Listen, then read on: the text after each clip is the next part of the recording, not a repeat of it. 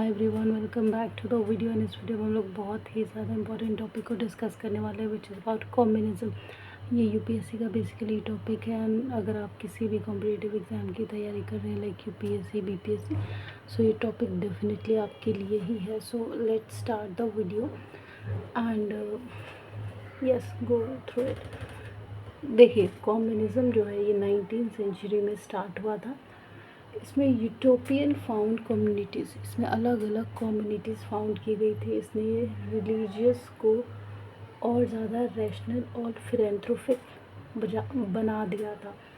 Karl Marx जो हैं और फ्रेडरिक एंजल, उनका बहुत बड़ा कंट्रीब्यूशन है कम्युनिज़्म के अंदर। और इनकी जो थॉट्स हैं है ना, और जो इनकी राइटिंग्स हैं, ये सब कम्युनिज़्म से डील करती हैं, Karl Marx and Friedrich Engel की। कम्युनिस्ट मैनिफेस्टो जैसे कार्ल मार्क्स का था, identical with socialism. So these are the things that support communism. इसके अलावा कम्युनिज्म जो है, इसके बहुत सारे फॉर्म्स भी हमें देखने को मिले, जैसे economic and social theory.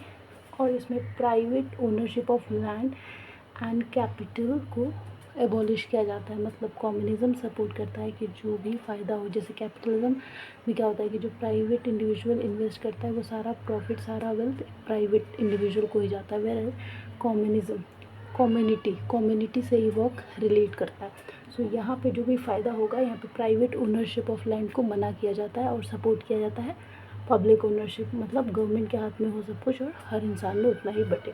So economic and social theory इसमें बहुत इंपॉर्टेंट रोल प्ले करती है, क्योंकि इकोनॉमिकली कैपिटलिज्म में एक ही इंसान का जो भी फ़ायदा हो रहा है, जितना मुनाफा हो रहा है, सब उसके पास जा रहा है, लेकिन कम्युनिज्म में हर इंसान में बटेगा। ठीक है। सो कार्ल मार्क्स जो है एक बिगेस्ट सपोर्टर हैं कम्युनिज्म के। इसके अलावा इसके जो वेरियस फॉर्म है, जैसे लेनिनिज्म, इसमें आइडिया ऑफ मार्क्सिज्म और सोवियत कम्युनिज्म देखा गया।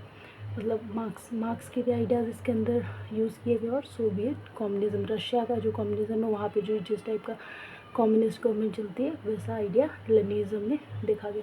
Philosophical basis after Russian revolution 1917, Russian revolution जो था 1970 के बाद, वहाँ पे फिलोसफिकल बेसिस पे देखा गया था। लेनिनिज्म उसको देखता है क्या, कम्युनिज्म को। और इसके अंदर लेनिनिज्म में बहुत इंपॉर्टेंट पॉइंट्स भी हमें देखने को मिलते हैं कि क्या करना चाहिए, what is to be done. Democratic centralism या कैपिटलिज्म जो है, आगे रेवोल्यूशनरी मीन्स में चेंज होता है। प्रोलेटरेट, डायरेक्ट डेमोक्रेसी और डिक्टेटरशिप जो है, लेनिनिज्म इस चीज़ की बात करता है। नेक्स्ट है एनार्को कम्युनिज्म। एनार्को कम्युनिज्म में क्या आता है, कैपिटलिस्ट ऑपरेशन कि जो एनार्को कम्युनिज्म है वो कहता है कि जो कैपिटलिस्ट मतलब एक इंडिविजुअल का पावर, वेल्थ, वो सबको ऑपरेस दबाना चाहिए और माइनॉरिटी के रूल को बढ़ाना चाहिए। वर्कर स्टेट जो है उसको नहीं होना चाहिए, मनी के एवोल्यूशन को ख़त्म करना चाहिए और ट्रांजिशन स्टेज को बढ़ावा देना चाहिए। Transition stage is a linking stage between two thing, capitalism and communism. Next जो फॉर्म ऑफ कम्युनिज्म है वो मार्क्सिज्म लेनिनिज्म। ये अपन मार्क्सिज्म और लेनिनिज्म को जोड़ दिया गया। सो कम्युनिस्ट पार्टीज़ बनाई गई 1920s में काफ़ी ज़्यादा। जोसेफ स्टालिन जो है 1878 से 1953 में डील करते हैं मार्क्सिज्म और लेनिनिज्म से। ठीक है। इसके अलावा स्टालिनिज्म एक और फॉर्म ऑफ कम्युनिज्म है जो क्लेम नहीं करता ये सोशलिज्म इन वन कंट्री को।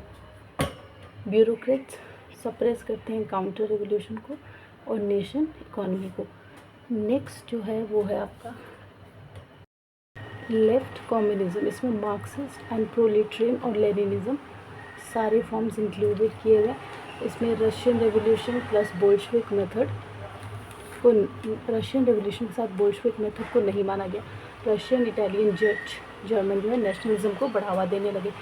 प्रिमिटिव कम्युनिज्म, ये मार्क्स और अर्ली इकोनॉमिक प्रोडक्शन को बढ़ावा दे रहा है। और ये जो अर्ली इकोनॉमिक प्रोडक्शन है, अर्ली फॉर्म कम्युनिज्म भी इसको कहा जा सकता है। और अर्ली फॉर्म कम्युनिज्म जो है, और जो ये अर्ली फॉर्म कम्युनिज्म है, इसमें हंटर गैदरर देखे जाते थे। यूरो कम्युनिज्म 1970s और 1980s के टाइम स्टार्ट हुआ था। इसमें western European communist party social transformation देखा गया था यूरो कम्युनिज्म के अंदर।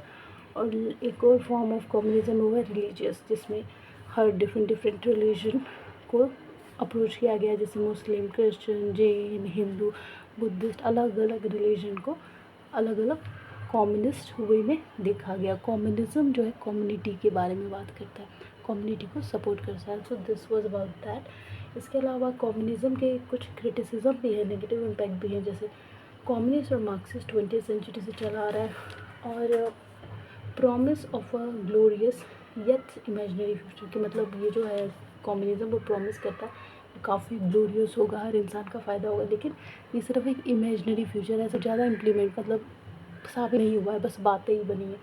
नॉट कंप्लीट आइडियोलॉजी, कोई कंप्लीट आइडियोलॉजी नहीं, बस आइडिया आया, सपोर्ट किया गया, लेकिन कंप्लीट तो हुआ ही नहीं, राइट। और इसके अलावा जो लास्ट पॉइंट है क्रिटिसिज्म का, वो human nature determined by environment. Trotsky ने ये कहा था। क्रिटिसिज्म जो है कम्युनिज्म का मेनली 3 चीज़ों पे बेस्ड है।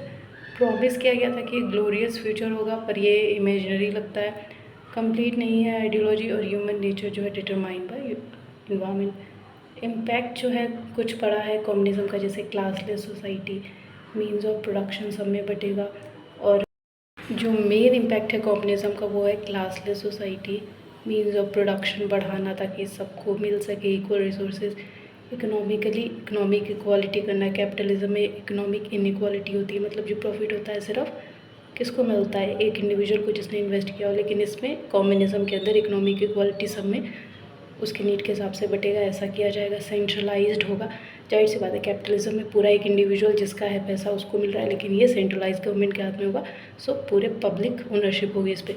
सोशल वेलफेयर पे ध्यान दिया जाएगा, अगर गवर्नमेंट कोई काम कर रही है तो सोशल लेवल पे ही करेगी, सिर्फ अपने लिए। तो अब मोदी जी सिर्फ अपने लिए तो नहीं करेंगे, सबके लिए करेंगे।